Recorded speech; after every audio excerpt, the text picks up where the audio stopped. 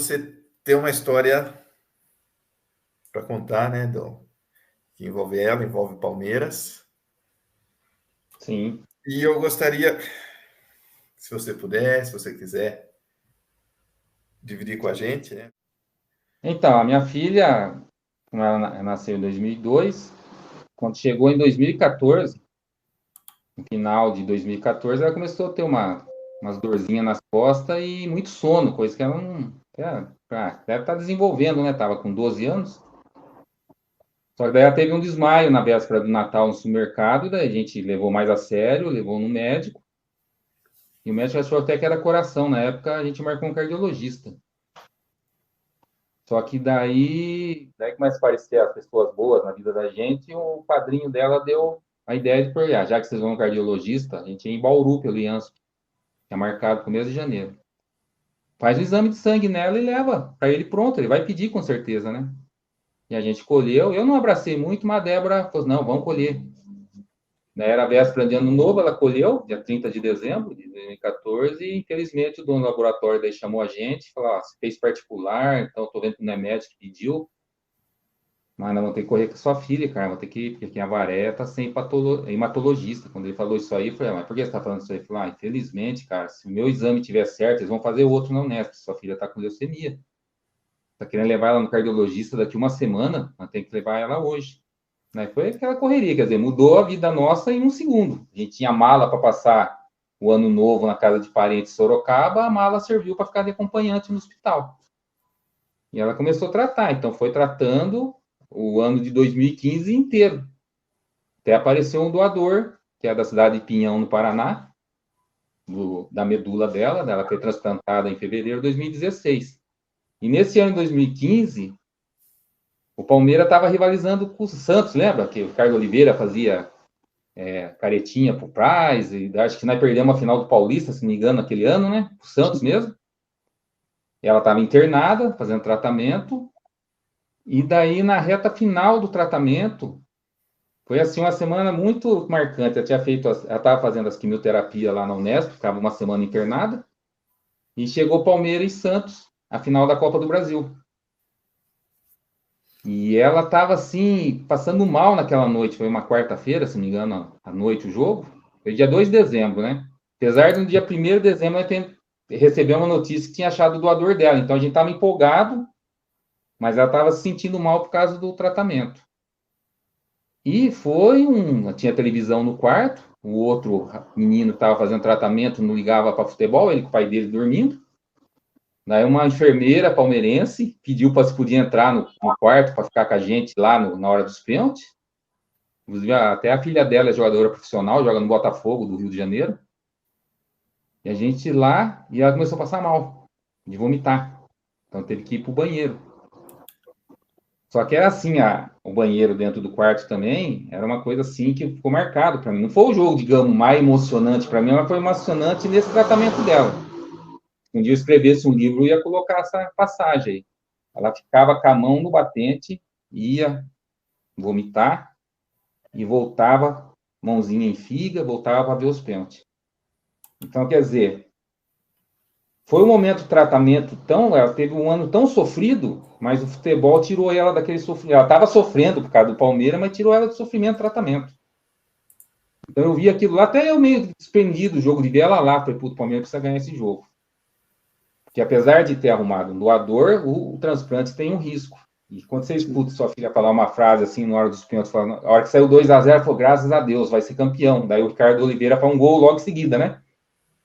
E na hora dos pênaltis, ela fala assim, pai, se não ganhar isso, acho que vai que eu não tenho a chance de ver o Palmeiras campeão de novo, né? Nossa, que lá cortou meu coração, né? Falei, não. Mas a gente tinha fé que ia dar certo, e graças a Deus deu certo. Hoje já faz 7 anos do transplante.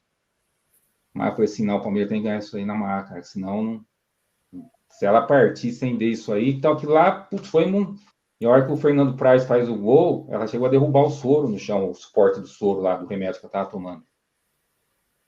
Então foi um dos jogos assim que ficou marcado para mim aquela final. Não só por ser o Fernando Praz, né, um goleiro fazer o último pênalti, é difícil você ver isso aí, né? E ainda mais o Fernando Praz, que nunca tinha visto bater pênalti. Falei, nossa, Fernando Praz, que questão, né? Que naquela época anunciava, né? Tinha que anunciar os 5 que ia bater ainda, né? Não tinha mudado a regra. E foi isso. Daí, graças a Deus, ela fez o transplante em fevereiro de 2016. Lá de São Paulo, ela fez o transplante no GRAAC, tratou a leucemia em Botucatu. Então, a gente vai lá 2 vezes por ano para ver se não... Tem que fazer um check-up nela para ver se não ficou sequela do tratamento, né? Nem com... Tanto que lá de São Paulo nós tivemos alta já. Então, é um menino chamado Felipe, lá de Pinhão, a idade 1 ano mais novo que o Diego quase foi compatível com ela, o irmão dela. Mas é isso, e aproveitando a oportunidade, pedir, porque é o único órgão que a gente pode doar em vida, né? Você pode salvar uma vida vivo. É simples o cadastro, isso aí, quando for doar sangue no hemocentro, aí só pedir, no próprio furo que faz a doação de sangue, eles tiram 5 ml de sangue para fazer um cadastro seu. E você tem a chance de conhecer a pessoa depois de 1 ano e meio que você salvou, né? Se os dois lados quiserem, né? Então a gente foi no casamento dele lá em Pinhão, ele veio dançar a valsa de 15 anos com ela, foi padrinho do Diego com a Gabi, veio como padrinho. Então a gente, quer dizer, é mais um integrante na família nossa. A gente, quando a gente vai falar, tem 3 filhos, 2 de sangue e 1 de coração. Então, quem tiver oportunidade, puder, ou se não puder, por causa de algum, mas divulgar, né? Que a doação ainda é boa, tem bastante, aumentou muito no Brasil, mas ainda pelo tamanho do Brasil. E se você for compatível com alguém lá no Japão, tem uma rede que vai te levar no Japão, se for preciso, se não puder mandar medula para lá, sem você pagar nada. Quer dizer, eles dão total assessoria para quando acham. Então, quem doa medula, doa vida. Fala, um slogan meio parecido com o de um posto de gasolina aqui, que também faz campanha de doação de órgãos. E foi isso. Então, esse momento de. Pior que foi que. Porque assim, o Santos perdeu os 2 primeiros pênaltis, ela ficou empolgada. Ela ia lá, usava o banheiro, voltava ali, ela ficava no batente da porta do banheiro. Só que daí o Rafael Marques perdeu o segundo pênalti do Palmeiras, né? Sim, Ela já sim. entrou.